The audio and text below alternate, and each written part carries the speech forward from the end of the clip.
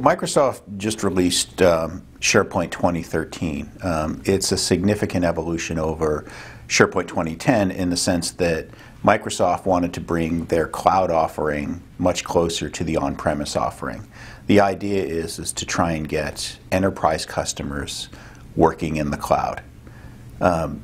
The core component of that is what's called the app model. So it's consistent with what, if you have an iPad or an iPhone, there's the Apple Store, right?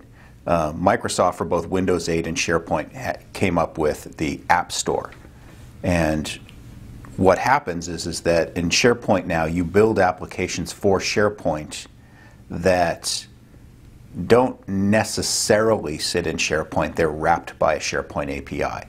So, in its simplest form, you're using JavaScript and jQuery to query SharePoint entities, lists, and things like that, and presenting that data on the screen. But there's no compiled code. And so the idea with SharePoint now is that you don't put any code artifacts within SharePoint.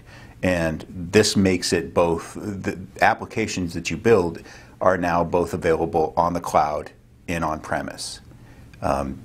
There's variations of this, and I'm not sure that we want to do all the technical details of those variations, but conceptually, SharePoint Online is much closer to what SharePoint on-premise is, and it means that if you're a developer, so for us in the developer and the consulting community, we can build an app once, and it doesn't matter where we put it from that point forward.